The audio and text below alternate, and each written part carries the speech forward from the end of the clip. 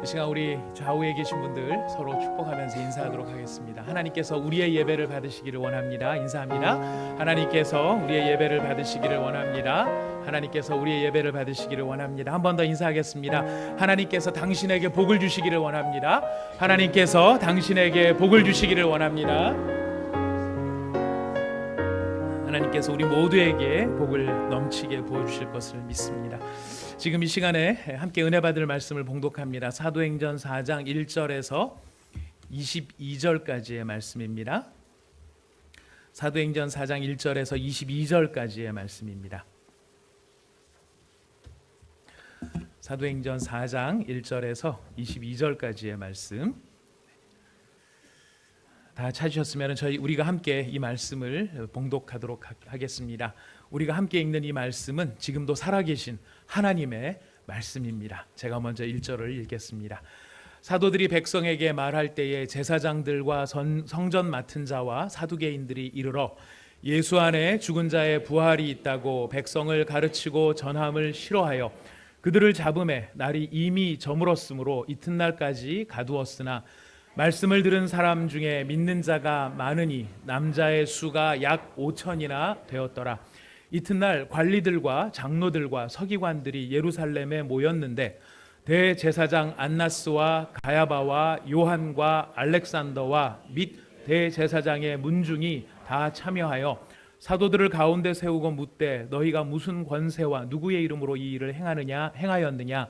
이에 베드로가 성령이 충만하여 이르되 백성의 관리들과 장로들아, 만일 병자에게 행한 착한 일에 대하여 이 사람이 어떻게 구원을 받았느냐고 오늘 우리에게 질문한다면 너희와 모든 이스라엘 백성들은 알라. 너희가 십자가에 못 박고 하나님이 죽은 자 가운데서 살리신 나사렛 예수 그리스도의 이름으로 이 사람이 건강하게 되어 너희 앞에 섰느니라. 이 예수는 너희 건축자들의 버린 돌로서 집 모퉁이의 머릿돌이 되었느니라. 다른 이로서는 구원을 받을 수 없나니 천하 사람 중에 구원을 받을 만한 다른 이름을 우리에게 주신 일이 없음이라 하였더라. 그들이 베드로와 요한이 담대하게 말함을 보고 그들을 본래 학문 없는 범인으로 알았다가 이상히 여기며 또 전에 예수와 함께 있던 줄도 알고 또 병 나은 사람이 그들과 함께 서 있는 것을 보고 비난할 말이 없는지라 명하여 공회에서 나가라 하고 서로 의논하여 이르되 이 사람들을 어떻게 할까. 그들로 말미암아 유명한 표적 나타난 것이 예루살렘에 사는 모든 사람에게 알려졌으니 우리도 부인할 수 없는지라.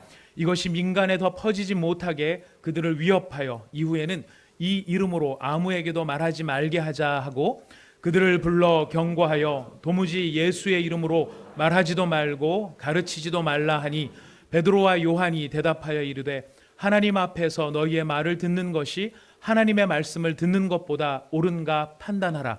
우리는 보고 들은 것을 말하지 아니할 수 없다 하니 관리들이 백성들 때문에 그들을 어떻게 처벌할지 방법을 찾지 못하고 다시 위협하여 놓아주었으니 이는 모든 사람이 그 된 일을 보고 하나님께 영광을 돌림이라.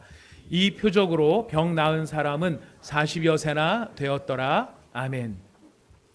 사도행전 3장에서 부지불식간에 기대하지도 못하고 꿈도 꾸지 못했던 나면서부터 안진뱅이 되어졌던 자가 갑작스럽게 그의 삶에 개입하시고 찾아오신 하나님의 크신 은혜로 말미암아 그의 인생 중에 가장 찬란한 날을 경험하게 되었습니다.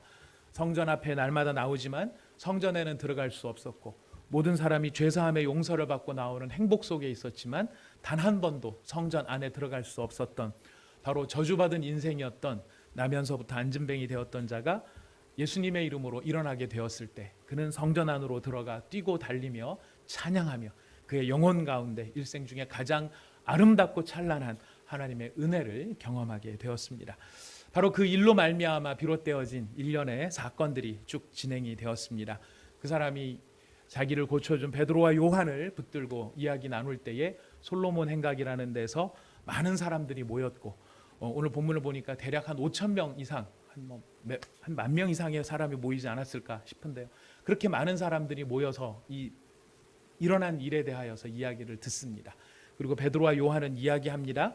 이것은 우리 개인의 능력이나 우리 개인의 권능이나 우리 개인의 영성으로 된 것이 아니다. 내가 기도해서 된 일이 아니고 금식해서 된 일이 아니라 바로 너희가 잡아 죽인 예수를 하나님께서 영화롭게 하셨기 때문에 그 예수님이 영화로워지신 예수님이 살아계신 증거가 바로 이 사람인 것이다 라고 이야기를 합니다.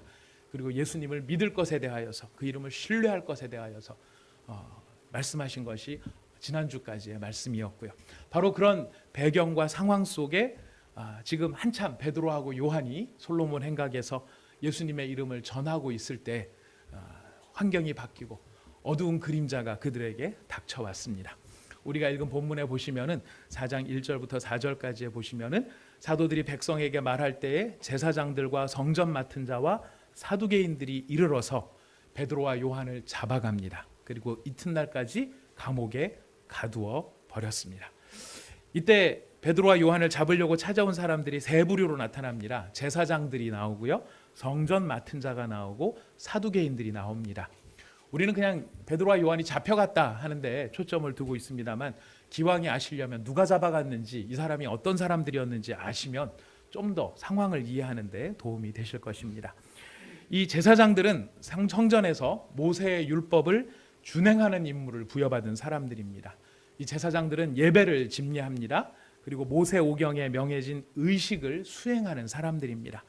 사실 정치적인 권력은 크게 많지 않지만 유대인들에게 미치는 내면적인 영향력은 굉장히 지대한 사람이 바로 이 제사장들이었습니다. 두 번째로 이 베드로와 요한을 잡으러 온 사람들은 성전 맡은 자들이었습니다.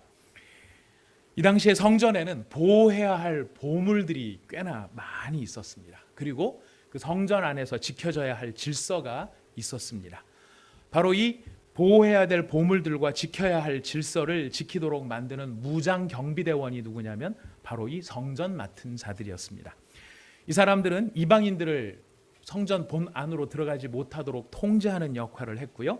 이 사람들이 했던 유명한 일은 무엇이냐면 겟세마네 동산에서 예수님을 체포할 때, 그리고 예수님을 재판하는 과정에 이들이 감시하는 역할을 했고, 예수님을 잡아오는 일에 가담한 사람들이 바로 이 성전 맡은 자 무장 경비대원들이었습니다.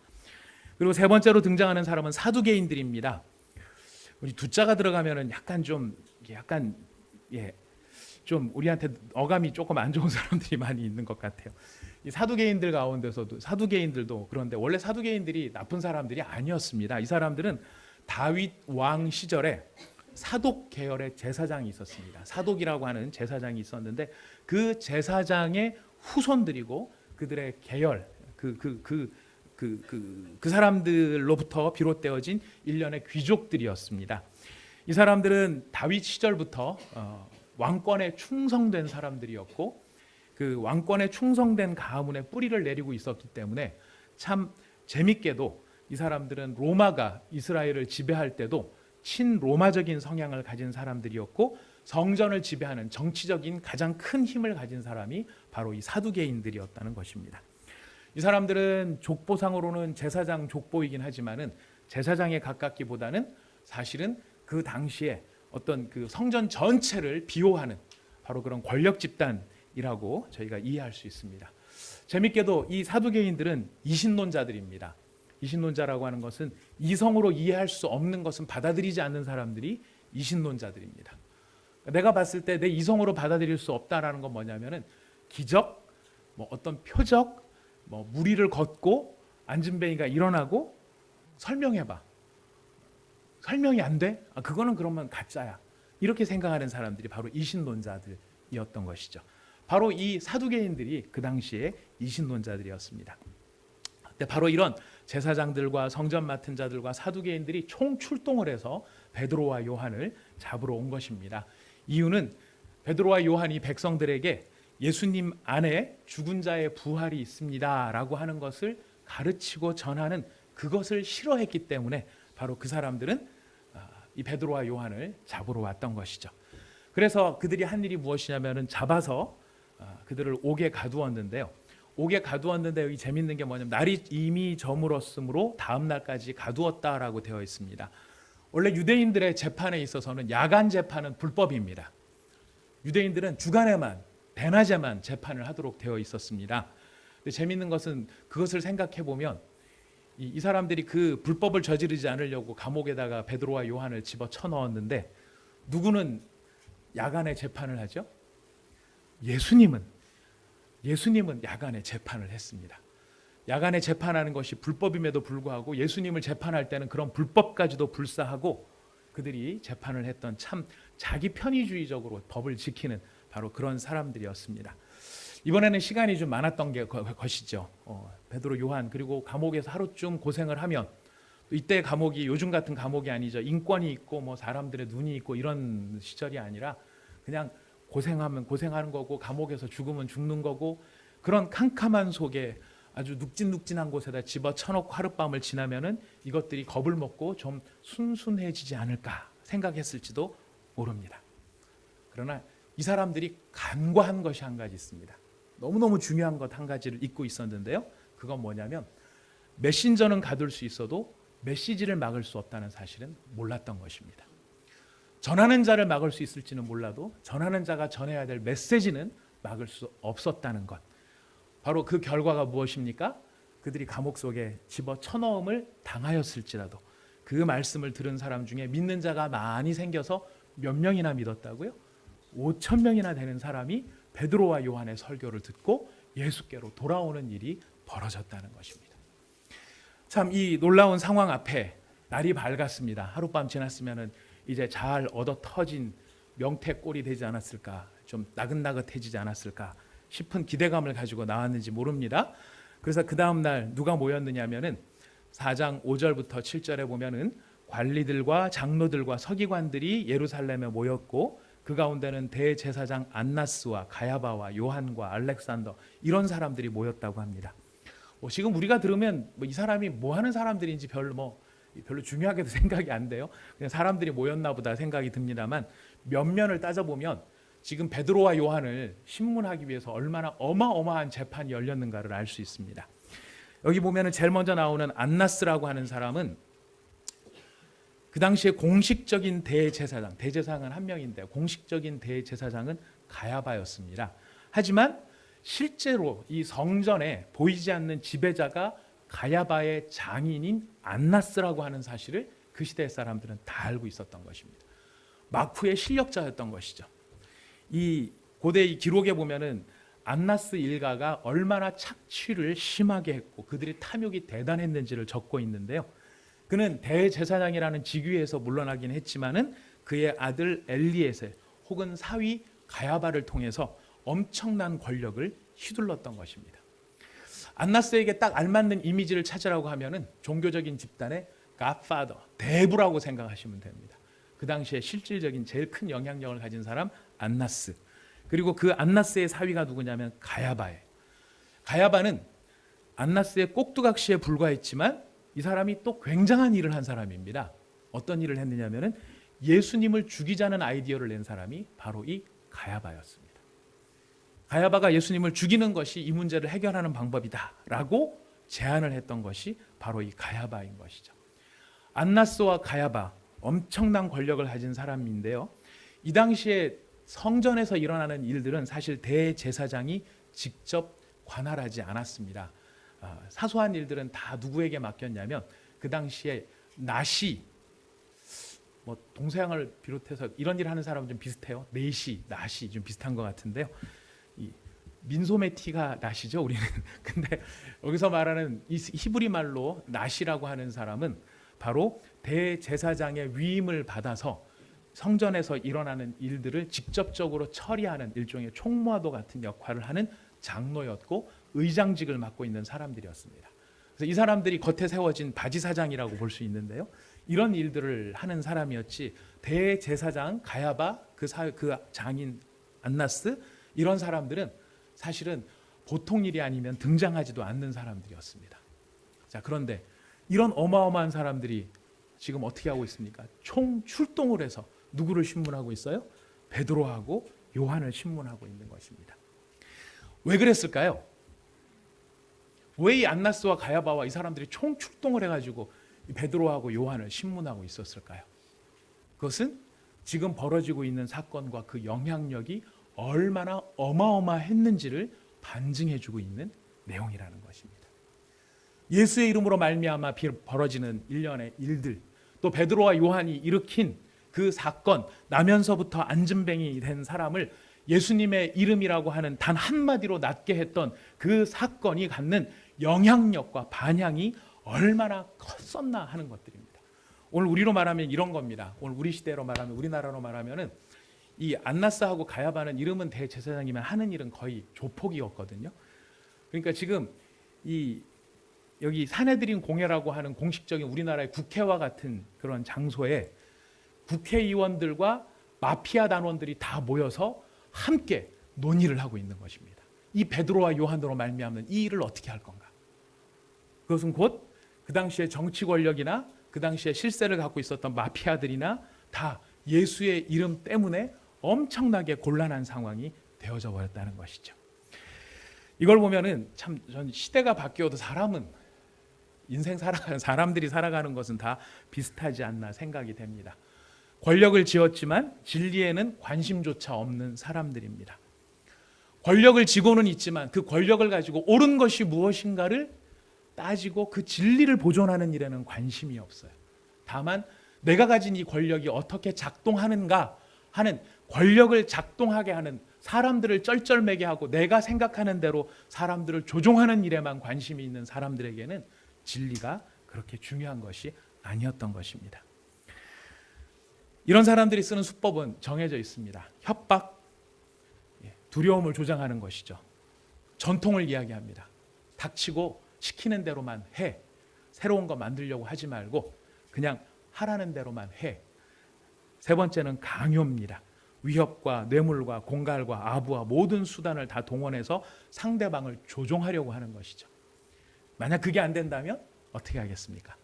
제거해버리는 것도 절대 두려워하지 않는, 바로 그런 모습으로 지금 이 안나스와 가야바와 이 모든 대제사장들과 관리들이 지금 모였다는 것입니다.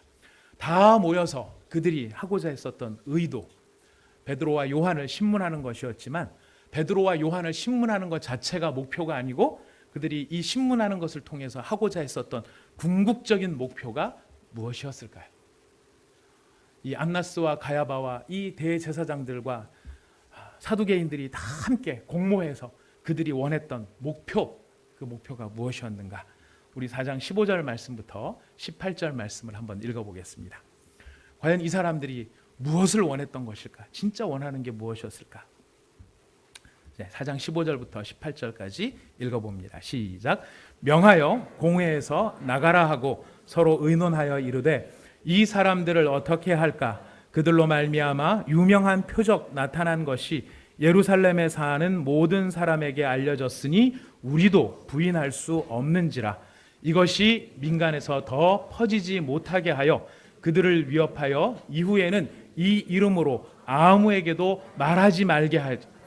그들을 불러 경고하여 도무지 예수의 이름으로 말하지도 말고 가르치지도 말라라고 이야기합니다. 여러분, 이 구절이 인간이 갖고 있는 참 참혹 상을 드러내요. 이 사람들이 스스로 말하는 게 무엇입니까? 유명한 표적이 나타났는데 그거를 자기네들도 뭐를 할 수 없다고요? 부인할 수가 없대요. 그러니까 이게 진짜 일어난 일이고 이게 정말 일어난 사실인데 정말 일어난 그 사실이 아무리 사실이라 할지라도 받아들입니까? 안 받아들입니까? 안 받아들인다는 거예요. 절대로 안 받아들인다는 겁니다. 절대로 안 받아들이는 단 한 가지의 이유가 있어요. 그 이유가 무엇이죠? 예수의 이름으로 아무에게도 말하지 말도록 하기 위한 것입니다. 예수님의 이름으로 가르치지도 말고 예수님의 이름으로 말하지도 말라라는 것입니다. 애시당초 베드로와 요한을 잡아왔던 이유도 그들이 누구의 이름을 싫어했기 때문이냐면은 예수의 이름을 싫어했기 때문이라는 것입니다. 이 사람들은 관심이 없어요. 베드로와 요한이 행한 일이 얼마나 대단한 일인지, 그게 얼마나 놀라운 선행인지, 한 사람의 인생을 바꾼, 여러분들이 안진뱅이 입장이라고 한다면은 그가 평생 나는 이걸로 인생 끝이야라고 생각하고 있었던 그 좌절의 상황 속에 일어나서 들고 뛰며 정상인이 되었다는 것은 한 영혼의 인생을 바꾸는 어마어마한 선행임에도 불구하고 그들은 그런 선행 따위에는 관심이 없었다는 것입니다. 안진뱅이가 치유를 받든 말든 그의 인생이 새 삶을 살든 말든 그런 것이 중요한 게 아닙니다.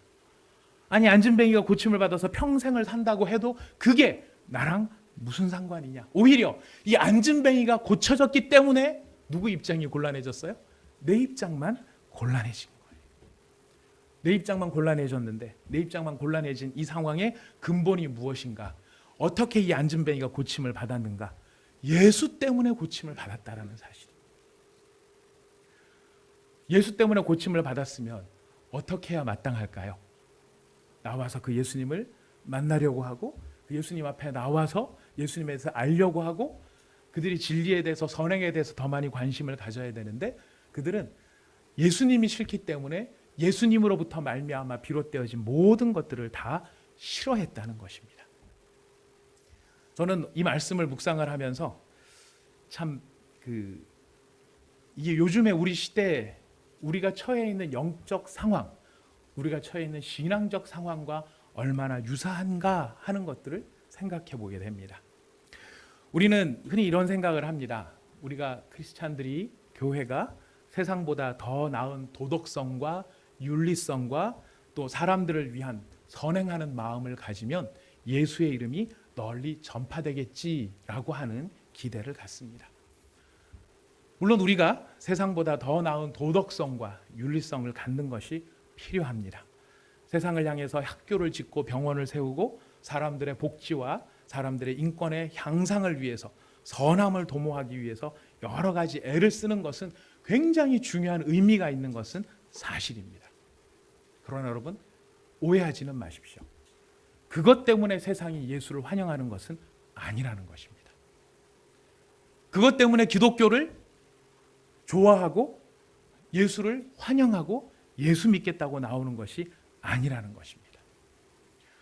우리 한국 근대사와 현대사의 선교사님들의 사역으로 인해서 한국 사회가 건강하게 성장하는데 얼마나 많은 공헌이 있었습니까? 신촌에 있는 학교를 졸업하신 분들은 다 누가 세운 학교를 졸업하셨습니까? 선교사들이 세운 학교를 졸업하셨습니다. 신촌에 있는 병원, 여기 있는 병원, 저쪽에 있는 병원, 괜찮은 병원, 그 병원들이 다 누구의 이름으로 지어진 병원입니까? 예수의 이름으로 병원 지어진 병원들입니다. 그러나 요즘은 어떻습니까? 요즘은 어떤가요? 학교를 하려면 학교를 하지 뭐는 하지 말라고 합니까? 예수는 가르치지 말라고 합니다. 병원을 세우려면 병원을 세웠지 병원을 세우고 거기서 예수의 이름을 말하지는 말라라고 하는 것입니다. 인간의 권리를 더 낮게 하는 것 좋은 일이지만 그거 가지고 예수를 말하는 것은 안 된다라고 하는 것입니다. 심지어는 무슨 일들이 벌어집니까? 고속도로변에 예전에 광고탑 가운데 Jesus loves you라고 어떤 회사에서 큰 광고판을 세운 적이 있었죠. 큰 광고판을 세우니까 결과는 어떻게 돌아옵니까? 그 광고판 특정 종교를 드러내는 이런 광고판 이건 불법이다. 그래서 그 광고판이 철거되기도 했었습니다. 축구 선수가 골 넣고 운동장에서 기도하면 우리 신앙인들의 입장에서도 얼마나 참 저 사람이 하나님께 영광을 돌리나 이런 생각을 하지만 그 골 넣고 운동장에서 무릎 꿇고 기도하는 골을 봅니까 못 봅니까? 못 보는 거예요. 골은 넣는 건 좋지만 예수는 말하지 말아라. 선한 일을 하는 것은 좋지만 예수는 안 된다. 요즘에 우리는 엎친 데 덮친 상황이 됐죠. 목회자들의 죄와 잘못으로 인해서 교회 공동체의 미성숙함과 교회 공동체의 죄로 인해서 한국 교회가 세상 앞에 참 우스운 꼴이 되어버렸습니다.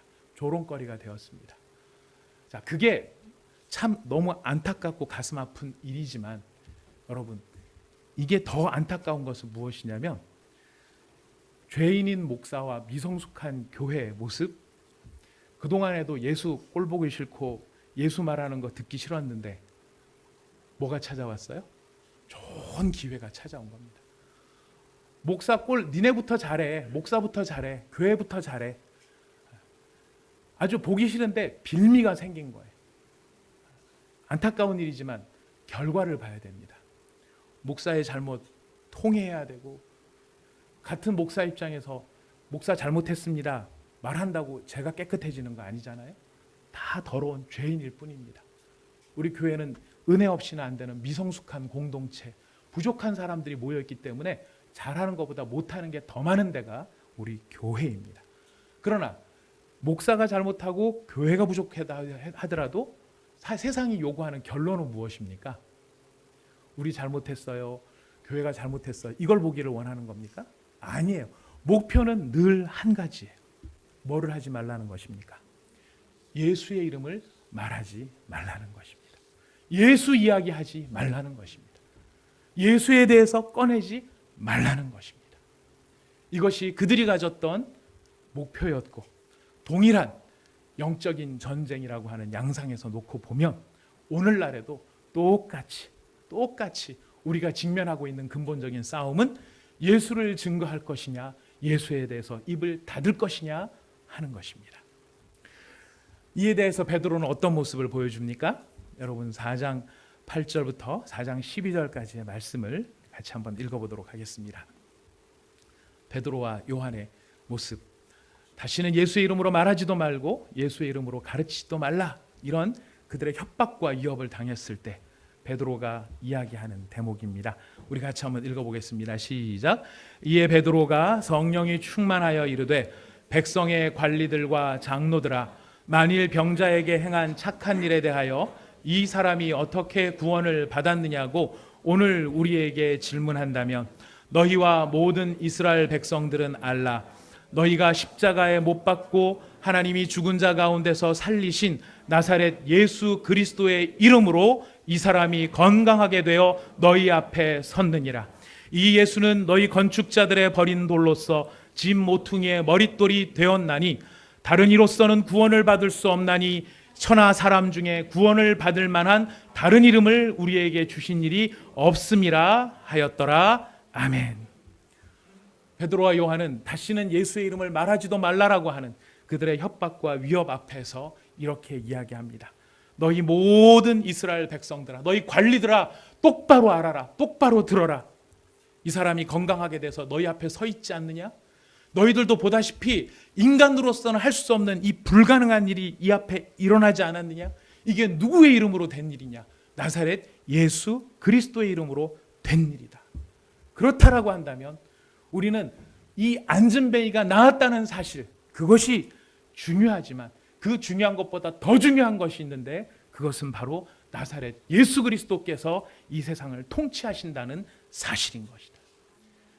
그리고 세상 그 어떤 사람 중에, 천하 사람 중에 구원을 받을 만한 다른 이름을 절대로 우리에게 주신 바가 없기 때문에 오직 그리스도 예수만이 우리의 참된 구주이시고 오직 예수님만이 우리가 전해야 될 바른 복음이다 하는 것을 지금 베드로는 이야기하고 있는 것입니다.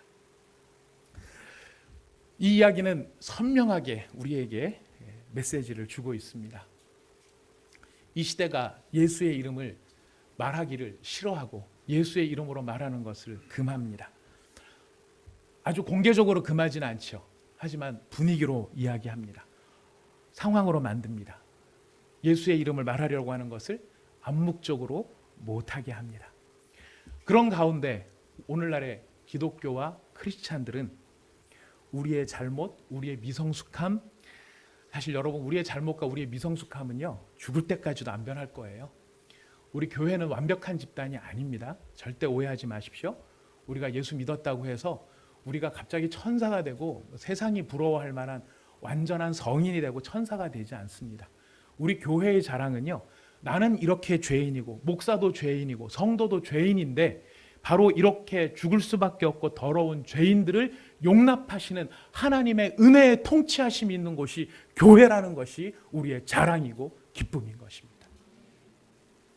우리는 부족할지라도, 우리는 모자랄지라도, 세상은 손가락질하고 정죄해서 사람을 무덤에 파묻어버릴 것 같은 것이 세상의 이치라면, 세상에서 손가락질 받은 사람이 들어와 위로받고 용납받고 불쌍히 여김을 받고 다시 일어날 수 있는 기회를 얻게 되는 것이 바로 교회의 능력이요 힘이라는 것입니다. 그러나 그럼에도 불구하고 우리는 어떻게 됩니까? 어떻게 하면서 살아가고 있습니까? 예수님의 이름을 높이고 예수님을 선포하고 예수님을 증언하면 광신도처럼 보일까 봐, 못 배운 사람처럼 보일까 봐. 배운 사람이 왜 그래? 알만한 사람이 왜 그래? 공개적인 자리에서 지금 뭐 종교적인 싸움을 하자는 거 뭐야? 또 예의 없는 사람으로 보일까 봐 우리는 예수에 대해서 침묵합니다. 예수에 대해서 말하는 것을 부끄러워합니다. 어디에 가서 내 삶의 주인이 예수시고 나는 그리스도 안에 있는 사람입니다라고 하는 것을 이야기하는 것을 우리는 두려워합니다. 그래서 가능하면 예수 그리스도를 직접적으로 말하는 것보다 간접적으로 어떻게 어필해 볼 수 있는 방법이 무엇일까? 그래서 선행을 하고 난 다음에, 착한 일을 하고 난 다음에 사람들이 어떻게 좋은 일을 하셨어요? 그러면 베드로 같으면 예수의 이름이 이 일을 하셨습니다 라고 얘기할 텐데 우리는 어떻게 하나요?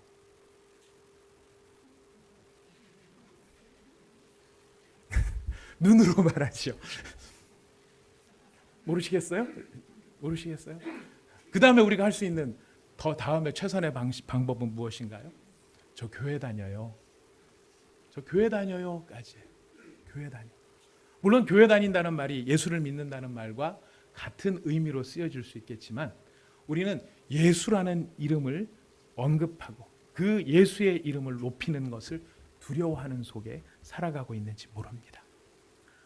우리가 예수의 이름을 말하지 않으니까 그 예수의 이름이 어떻게 되나요? 악용되고 남용되고 있습니다. 이 세상에 오늘 우리가 처해 있는 두 번째 심각한 영적인 상황은 정말 엄청난 이단들의 반응입니다. 그 이단들의 반응에 여러 상황들을 놓고 보면은요, 성경 말씀을 이상하고 비약적으로 해석을 해서 사람들의 마음을 미혹하게 합니다. 그 미혹한 마음을 가지고 결국은 유사 예수를 만들어냅니다. 예수님을 말하는 것 같지만 결과적으로는 누구를 높이는 쪽으로 갑니까? 사람을 높이는 쪽으로 갑니다. 자기들도 교회 다니고 자기들도 성령 믿고 자기들도 예수 믿는다고 하지만 결론은 그들의 끝에 가서 결론을 보면 누가 대장이라는 거예요? 인간 이만희가 보혜사고 영생합일의 영생불멸의 교주가 되는 것입니다. 안상홍이라고 했던 죽은 자가 구세주라고 하는 이상한 전파를 하나님의 교회 이런 데가 막 이야기를 합니다. 누가 예수를 전하지 않으니까요. 믿는 우리가 예수님에 대해서 입을 닫고 있고 우리가 예수님을 부끄러워하고 있고 우리가 예수님에 대해서 말하지 않으니까 그 예수님의 이름이 악용되고 남용되고 이상한 것들 가운데 사용이 되는 것입니다. 그러다 보니까 사탄의 전략이 어떻게 성공합니까? 유사 예수들이 많아지니까 사람들이 진짜 예수에 대해서 신물을 느끼는 바로 그런 상황으로 몰고 가더라는 것입니다. 그리고 근본적인 세 번째 문제가 있습니다. 그것은 우리가 예수 그리스도의 이름을 전하고 예수의 이름을 말할 때 그 예수의 이름으로 말하는 그것이 사람들에게 영향을 미치겠는가? 내가 예수의 이름을 말한다고 해서 사람의 영혼이 바뀌고 그 사람들에게 선한 영향력이 미쳐지고 그들의 영혼이 변화될 것인가? 이 일에 대해서 우리는 두려워하고 믿지 못한다는 것입니다. 내가 괜히 예수님 얘기해놨다가 창피만 당하면 어떡할까? 제가 이번 순장반에서도 말씀을 드렸습니다만 동일한 고민이 있었고 동일한 이 마음에 참 근심이 있었습니다. 제가 개척을 하면서 은혜 받은 것을 지난번에도 한번 말씀을 드렸습니다. 내게 있는 곳으로 내게 주노니 나사렛 예수의 이름으로 일어나 걸으라 하는 바로 그 베드로와 요한의 고백, 그 고백이 하나의 도전이 되었다면 두 번째 제가 개척을 통해서 은혜를 받은 두 번째 메시지는 바로 죽은 나사로를 살리시는 예수님의 이야기였습니다.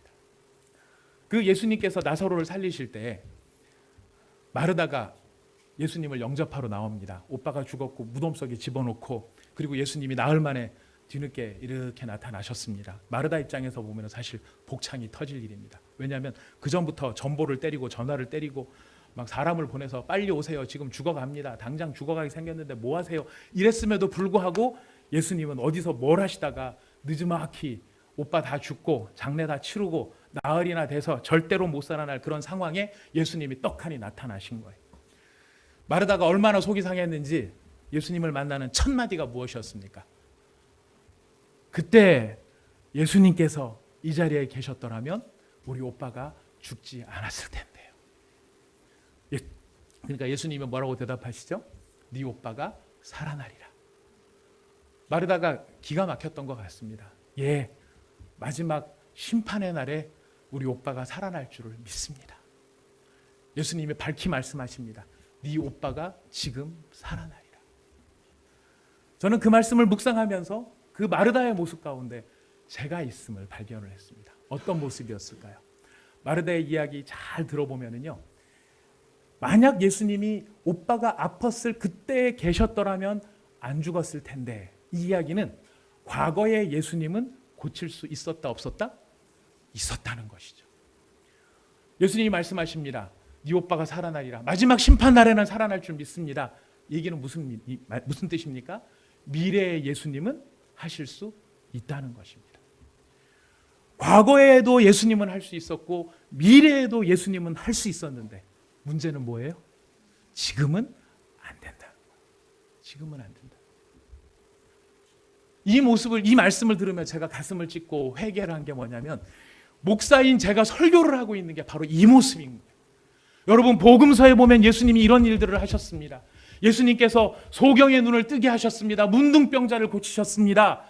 사마리아 여인에게 새 삶을 주셨습니다. 과거에 예수님은 하실 수 있었습니다. 예수님이 장차 구름을 타고 오실 겁니다. 그날에 이르면 그를 찌른 자들이 그들을 볼 것입니다. 예수님이 세상을 통치하실 겁니다. 다 얘기합니다.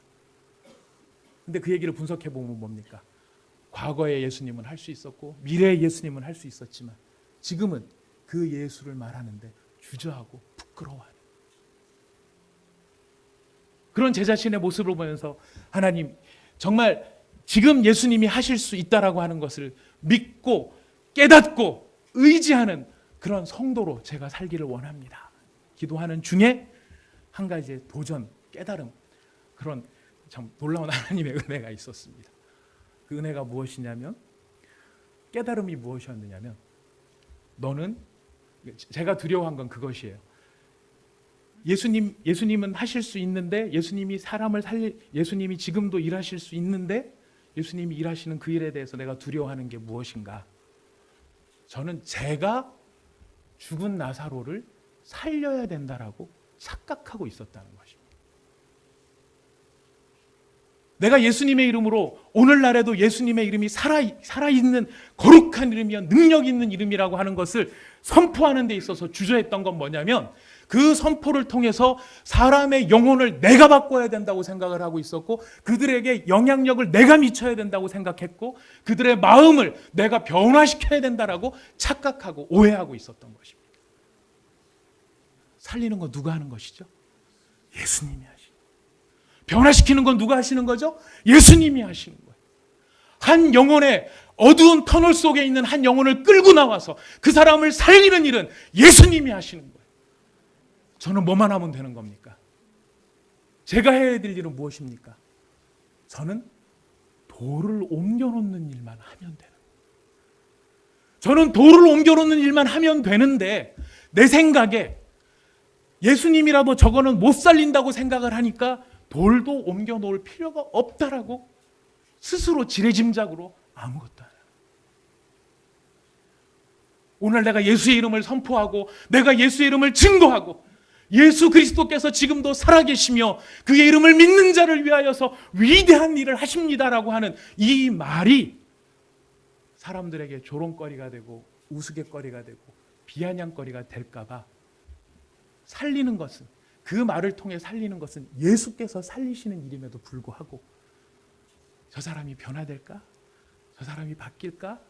안 바뀔 것 같아. 저 사람 돈도 많이 벌고 저 사람 지위도 높고 저 사람 아쉬울 게 없는데 뭐 예수 얘기한다고 그 사람이 예수에 대해서 뭘 들으려고 하겠어? 하는 지레짐작에 뭐조차 안 합니까? 돌도 안 옮기려고 하더라는 것입니다. 그게 바로 저의 영적 상황이고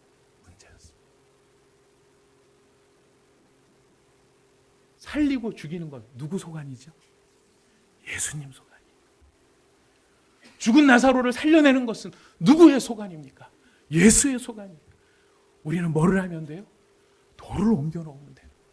돌을 옮겨놓으면 옮겨놓은 그 무덤문 앞에서 사람을 살려내는 능력은 그리스도 예수께 있는 것입니다.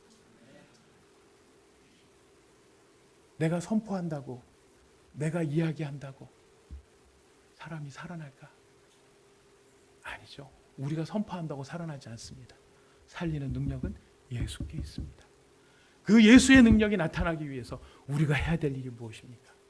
그 예수의 이름을 선포하는 것이고 증거하는 것이고 전하는 것입니다. 그 예수의 이름을 선포하고 전할 때에, 그 예수의 이름이 나타날 때에, 그 예수의 이름이 증거되어질 때에 그 자리에서 우리가 생각할 수 없는 생명의 역사가 나타나고 변화의 역사가 나타나고 구원의 역사가 나타나는 것입니다. 성도의 영혼이 목사가 설교 잘해서 성도를 변화시킬 수 있나요? 목사가 똑똑하고 목사가 잘 배우고 목사가 학위가 많아서 성도의 영혼이 변화되나요? 목사가 키 크고 잘생겼다고 성도들이 변화되나요? 목사의 설교는 돌을 옮겨놓는 하나님의 은혜의 도구에 지나지 않습니다. 변화의 능력은 예수께 있습니다. 그 예수는 지금도 살아계시고 그의 이름을 믿는 믿음의 사람들의 선포를 통하여 하나님은 오늘날도 주의 일을 행해 나가신다는 것입니다. 여러분, 돌을 옮기시는 여러분들이 되시기를 축복합니다. 우리에게 다른 이름을 주신 적이 없습니다. 우리 천하 만민을 위하여서 다른 이름을 주신 적이 없습니다. 교회를 자랑하지 마십시오. 여러분의 영성도 자랑하지 마십시오. 내가 이렇게 수고해갖고 이 사람을 구원했어. 내가 이렇게 기도해서 이 사람을 변화시켰어. 아닙니다. 우리의 실력 아닙니다. 변화시킨 것은 예수가 하신 것입니다. 그렇다면 그 예수를 자랑하시기 바랍니다. 내 기도를 들으시고 그 믿음의 기도를 들으시고 누가 일하신 것입니까? 예수가 일하신 것입니다. 그렇다면 우리의 자랑은 그리스도 예수인 것입니다. 여러분의 일상의 삶에서 그리스도를 부끄러워하지 마시고 우리의 일상의 삶에서 그리스도를 말하는 것을 주저하지 마시고 우리의 입술이 열려 오직 그리스도 예수를 전하며 선포하는 일 가운데 여러분의 영혼과 여러분의 믿음과 여러분의 마음이 쓰임 받으시기를 부탁드리겠습니다. 원리는 모릅니다. 원리를 모른다는 말은 무슨 뜻이냐면요, 예수 이름이 선포되는데 어떻게 사람의 영혼이 변화되지? 내가 예수님을 믿겠다고 마음에 영접합니다라고 기도했는데 그게 어떻게 내 마음의 평안으로 나타나지?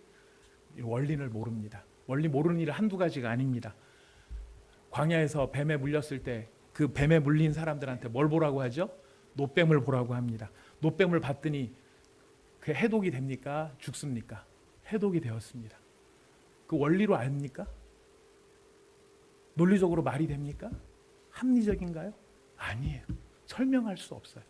설명할 수 없는 일이지만 그 일이 일어나는 거예요. 예수 이름을 전파하는데, 예수 이름을 증거하는데 사람들이 변화될까? 논리도 아니고 합리도 아닙니다. 그것은 우리 안에 역사하는 성령의 신비인 것입니다.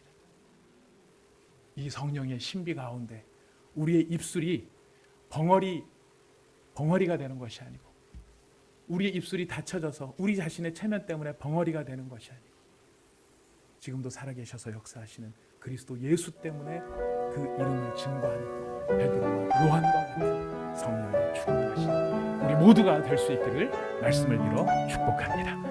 기도하겠습니다.